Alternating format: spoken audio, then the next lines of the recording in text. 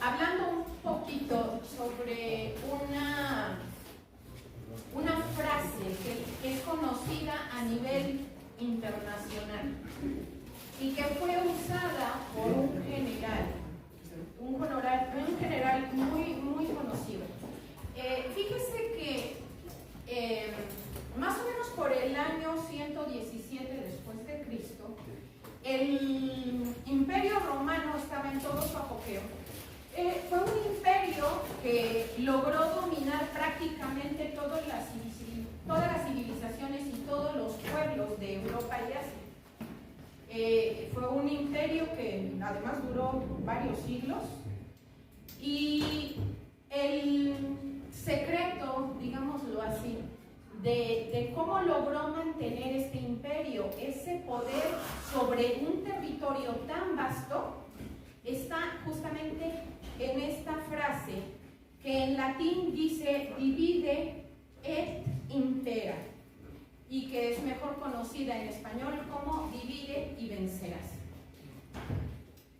Y como les decía, este general llamado Julio César aplicó esta estrategia para poder vencer, para comenzar a las tribus galas, que en ese tiempo se asentaban sobre lo que hoy es Francia y parte de Alemania.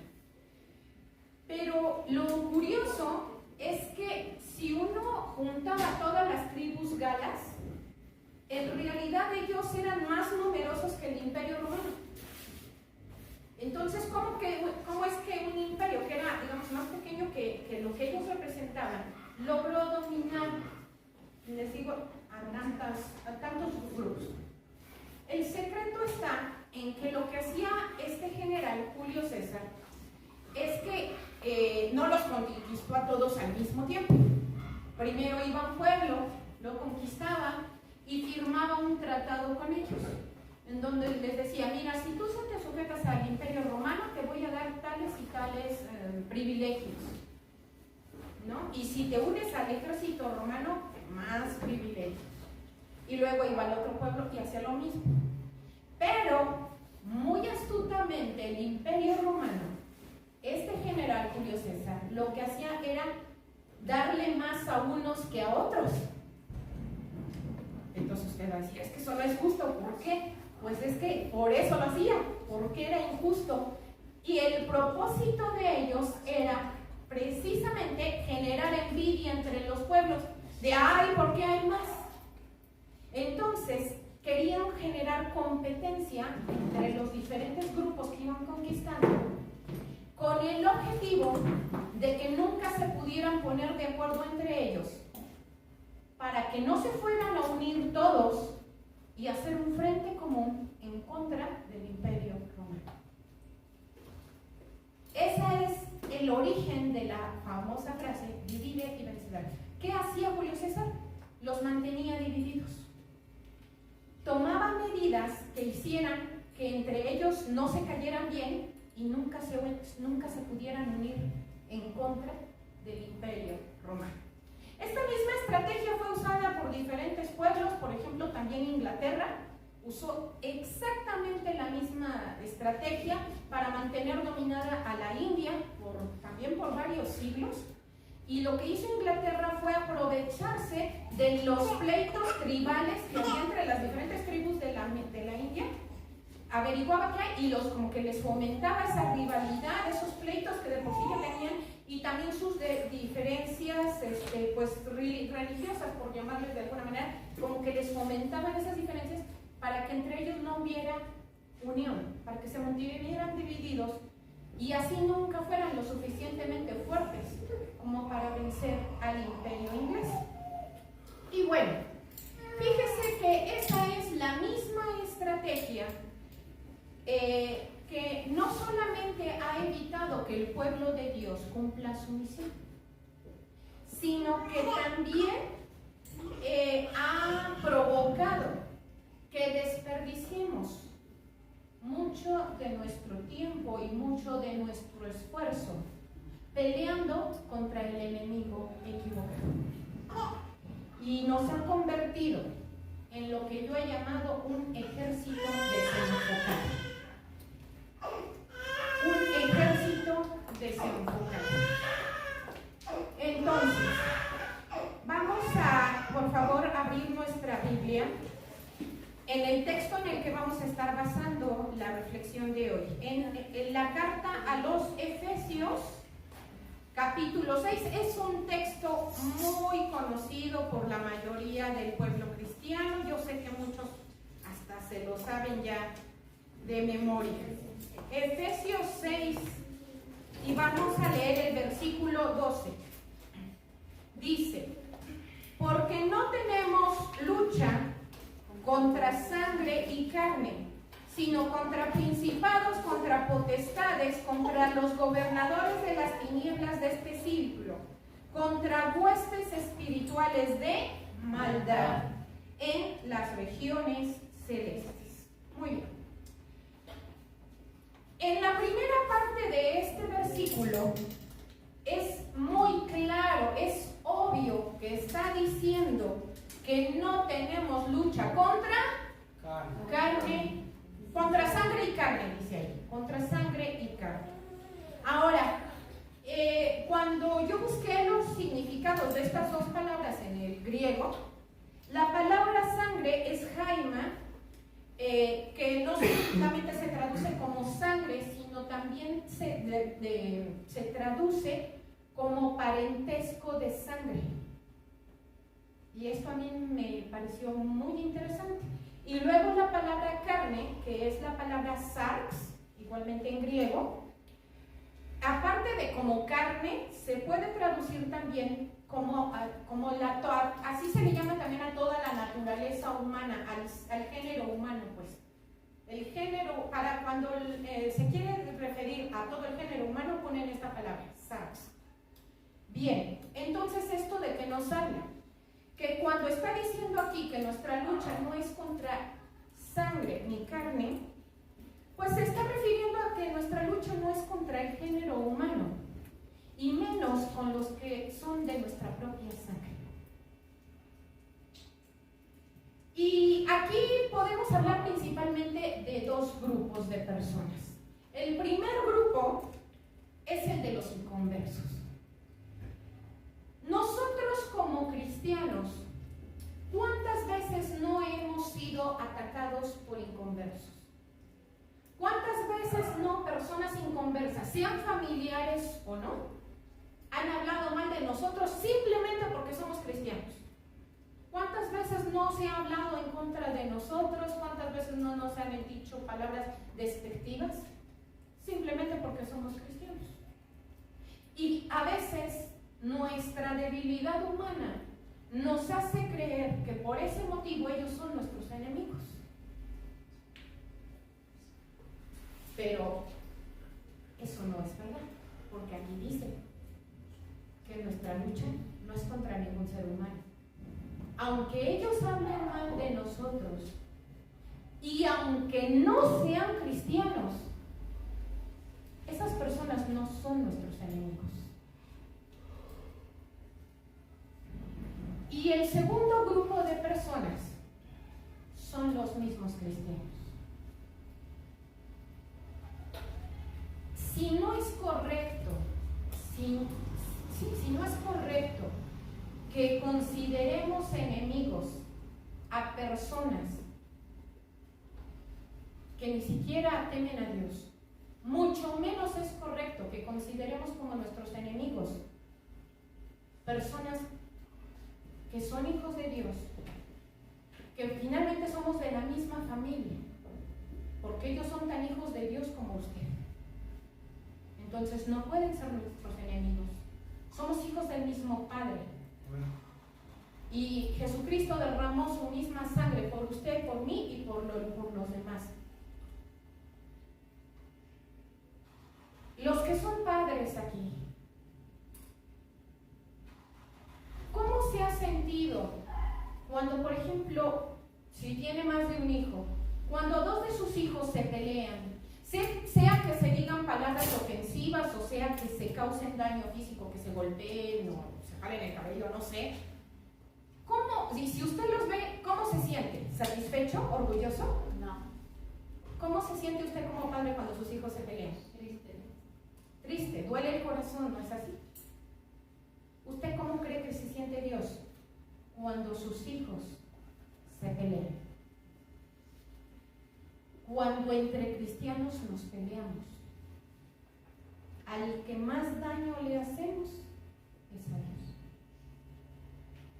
Le estamos lastimando el corazón, porque como lo dije, Él derramó esa misma sangre que derramó por mí, la derramó por mi hermano. Y si un inconverso no es mi enemigo, mucho menos lo es un hijo de Dios. Entonces, allí en la carta, en la primera carta a los Corintios, capítulo 3:3, nos dice, las escrituras nos muestran que aquellos cristianos que se pelean con otros cristianos no están siendo movidos por el Espíritu, sino por su carne. Primera de Corintios 3:3, no pierda Efesios porque en ese texto los vamos a estar usando, pero en Primera de Corintios 3:3 dice, porque aún sois carnales, pues habiendo entre vosotros celos, contiendas y disensiones, ¿no sois carnales y andáis como hombres? Así que debemos de procurar no involucrarnos en pleitos y en contiendas con nuestros hermanos, porque debemos de procurar vivir en el Espíritu y agradar al Espíritu de Dios. Como cristianos, como hijos de Dios. Como hijos de Dios, lo que debemos de procurar siempre es alegrar el corazón de nuestro Padre. Y cuando estamos en celos, en iras y contiendas con otros cristianos, no estamos alegrando el corazón de Dios, lo estamos entristeciendo. Estamos contristando al Espíritu de Dios. Entonces, para concluir con este punto, debemos evitar pelear o tomar como enemigo a cualquier persona, sea cristiano o no sea cristiano. ¿Por qué? Porque ellos no son nuestro enemigo. Y bueno, las personas solamente son un instrumento finalmente que el verdadero enemigo usa para distraernos a nosotros y para que no cumplamos el verdadero objetivo por el que Dios nos tiene aquí. Esa persona que a lo mejor lo ha atacado a usted, que a lo mejor ha murmurado de usted, que a lo mejor hasta agredido físicamente, no es su enemigo. Él solo es el instrumento que su enemigo ha usado para hacerle un daño mayor que el que usted está persiguiendo, porque el daño que el verdadero enemigo quiere hacer es un daño espiritual que trasciende a este mundo y va mucho más allá de unas palabras. Y aunque no debemos de tener una lucha en contra de ningún ser humano, lo cierto es, como lo dice en este texto, que sí tenemos una lucha. Sí estamos en una guerra. En Mateo 11:12, Jesucristo le dijo a sus discípulos: desde los días de Juan el Bautista hasta ahora, el reino de los cielos sufre violencia y los violentos lo arrebatan. Estas tres palabras, violencia, en el griego es blaso, que significa forzar o meterse a la fuerza. Esto es lo que hace el enemigo. Meterse a la fuerza en el reino de los cielos. Luego, en la siguiente parte de la frase, los violentos lo arrebatan. La palabra violentos, la palabra en griego es blastés, que significa enérgico, violento y significa también valiente. Esto es lo que debemos ser los cristianos, valientes. Y lo que debemos hacer, la tercera palabra, arrebata, es la palabra en griego harpazo, que también se puede traducir como apoderarse de algo. Entonces, si la palabra violento se puede traducir como valiente, que me gusta más a mí esa traducción aquí entre nos, entonces podríamos decir que los valientes arrebatan el reino de Dios de la violencia que ejerce el mundo sobre él. Y hoy Dios nos dice a cada uno de los que estamos aquí, lo mismo que Dios le dijo a Josué hace muchos años. Ahí en Josué 1:9 le dijo: mira que te mando que te esfuerces y seas valiente. No temas ni desmayes, porque yo, Jehová, porque Jehová tu Dios estará contigo a donde quiera que vayas. A donde quiera que vayamos, tenemos que comportarnos como lo que somos, como unos valientes que están para arrebatarle a Satanás el reino de los cielos. Amén. Así que cada que alguien lo agreda, cada que alguien lo ofenda, cada que alguien hable de usted, acuérdese quién es usted. No mire lo que él es. Él es solo un instrumento del enemigo. Recuerde quién es usted, a quién está representando. Acuérdese que usted no debe caer en ese juego. Usted está para arrebatar el reino de Dios. Usted está para arrebatarle esa alma al enemigo. Para eso está usted. Y para eso Dios se lo puso al lado. Pero es que es insoportable. Pero para eso Dios se lo puso al lado. Para que usted demuestre que usted es valiente y que usted está consciente cuál es su misión en este tierra. Arrebatarle las almas a Satanás. Esa es nuestra misión. Así que debemos de ser valientes. Dios no nos ha llamado solamente a ser sus hijos, sino a ser sus valientes. Dios nos ha llamado a ser parte de su ejército. ¿Cuántos de aquí se consideran cristianos? Levante su mano, por favor. Los que se consideren cristianos, hijos de Dios. Y amén. Ok. Baje su mano. Ahora, levante la mano. Todos los que se consideran soldados del ejército de Dios. Gloria a Dios. No, bueno, ya no fueron tantas manos. Pero lo cierto es que es lo mismo. En el momento en el que usted aceptó ser cristiano, usted pasó a formar parte de las filas del ejército de Dios. Amén. Esté usted consciente o no, usted es parte de un ejército, y esté usted consciente o no, usted está en medio de una guerra espiritual.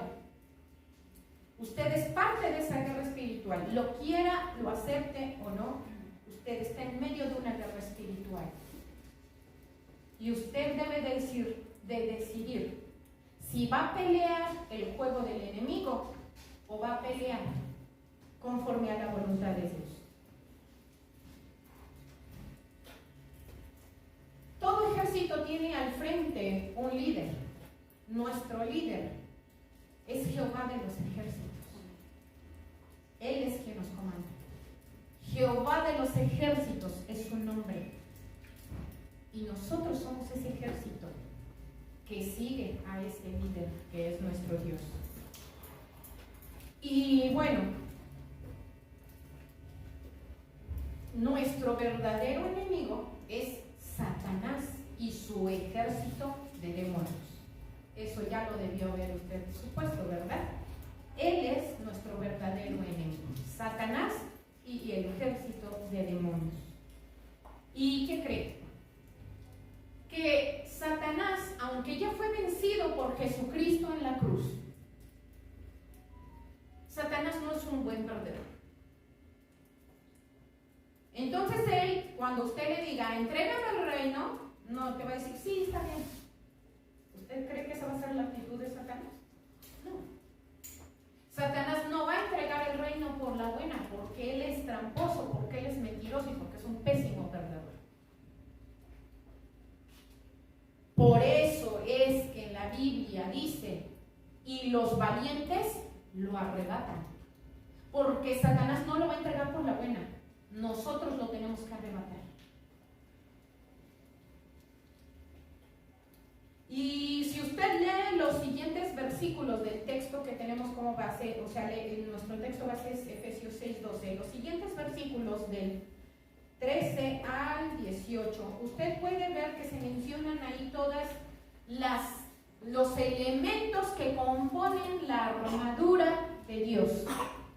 La mayoría los conocemos, creo que hasta los niños se lo saben muy bien, ¿sí?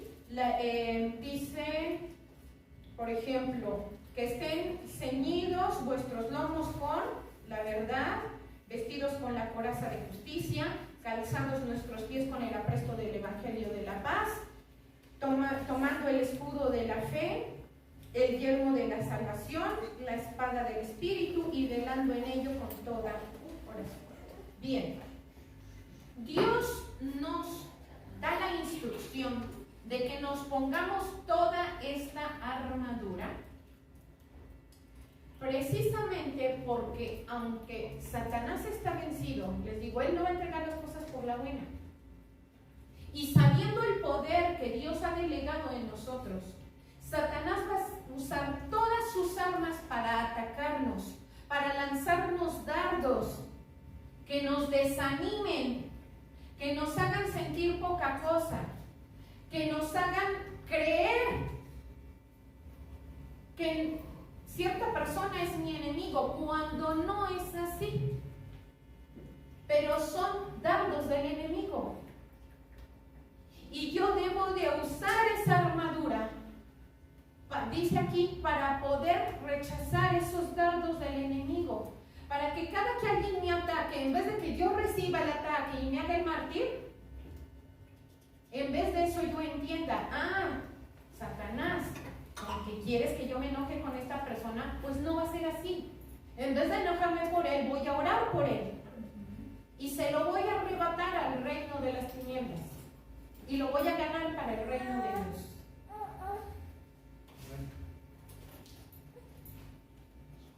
Lo aceptemos o no, como les decía, estamos en una lucha. Y aquí en el versículo base, en Efesios 6:12, dice que nuestra lucha es, obsérvenme bien las palabras, dice que es contra principados, contra potestades, contra gobernadores y contra huestes de maldad. Si usted observa bien esas palabras, eso nos habla de que el ejército del enemigo está tan bien organizado como el mismo ejército romano. ¿Y sabe qué es lo triste? Lo triste es que el ejército de Dios muchas veces no está organizado. Pero no solamente eso, que aparte de no estar organizados, nos estamos atacando entre nosotros mismos.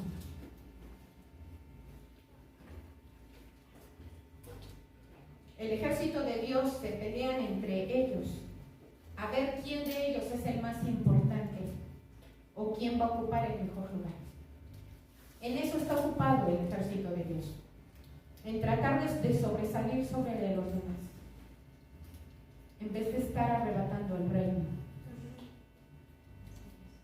Usted puede leer después ahí en Lucas 9:46 y Lucas 22 del 24 al 27 que por lo menos en esas dos ocasiones los discípulos de Jesucristo se estaban peleando entre ellos por quién iba a ser el mayor.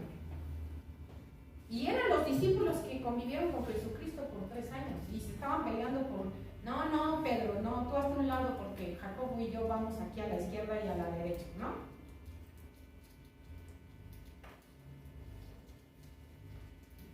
Fíjese el nivel de engaño del diablo. Y bueno, a mí me gusta mucho la reacción que tuvo un personaje que también es sumamente conocido hasta por los niños, y vamos a hablar de una historia que también hasta los niños se sabe. David. Abra su Biblia en el primer libro de Samuel, capítulo 17, de los versículos 26 al 37. a mí me gusta mucho, me inspira la reacción que tuvo David cuando el pueblo israelita estaba siendo atacado por los filisteos y estaba siendo retado por un gigante llamado Goliat. Vamos a ver qué hizo David. Dice en el versículo 26: entonces habló David a los que estaban junto a él diciendo: ¿qué harán al hombre que venciere a este filisteo y quitare el oprobio de Israel?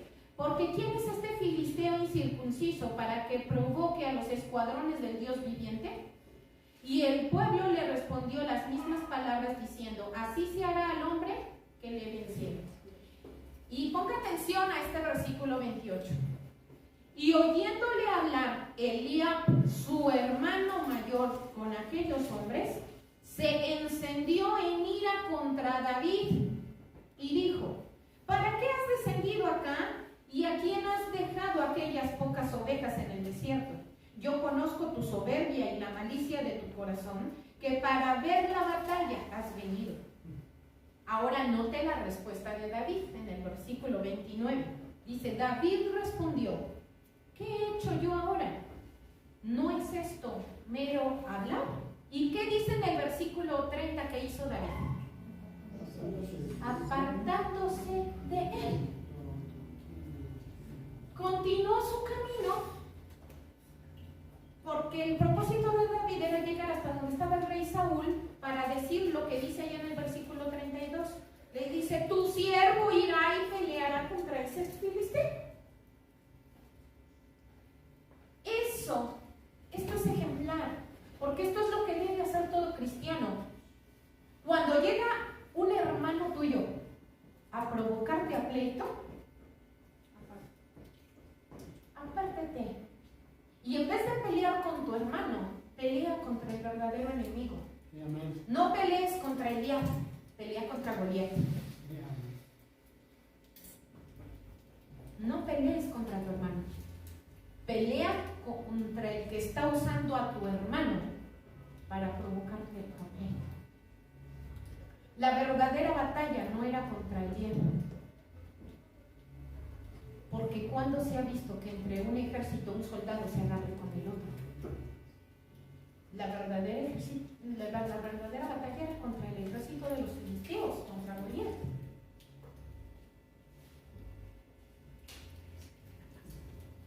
Sí, vean la diferencia. Mientras Eliab estaba buscando pelear con su hermano, David rechaza pelear con su hermano y pelea con el enemigo. Para concluir, ¿saben? Yo comencé hablando sobre el ejército romano y,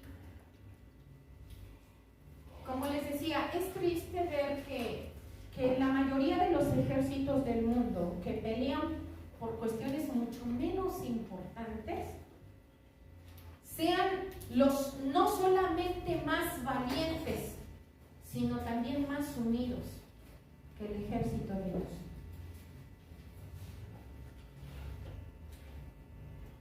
Los ejércitos son poderosos en la medida en que son más unidos entre ellos.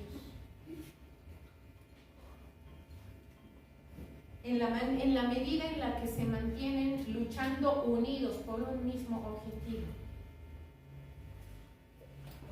Y el ejército de Dios debería ser el ejército más poderoso sobre toda la tierra, pero no lo es. Y no lo es porque no está unido. Porque es el único ejército en donde se ataca a sus propios soldados, en lugar de atacar al enemigo. Y la palabra del día de hoy es esta. La palabra que Dios habla al corazón de cada uno de nosotros, que no solamente somos hijos, sino que somos soldados de su ejército. La palabra que Dios da hoy para cada uno de nosotros es esta. Hoy es día de cerrar filas. Amén. Hoy es día de luchar juntos contra el verdadero enemigo. No cada uno por su lado, como hacían los galos y fueron derrotados por los romanos. Mientras estemos divididos, somos demasiado débiles para vencer. Necesitamos estar unidos para ganar esta batalla. Hoy es día de cerrar filas. No debemos de quitar nunca la vista del verdadero propósito por el que Dios nos tiene en este mundo. Así que si vamos a pelear, que sean las batallas de Dios y no las de nosotros. Concéntrese en arrebatar el reino en lugar de estar peleando por ocupar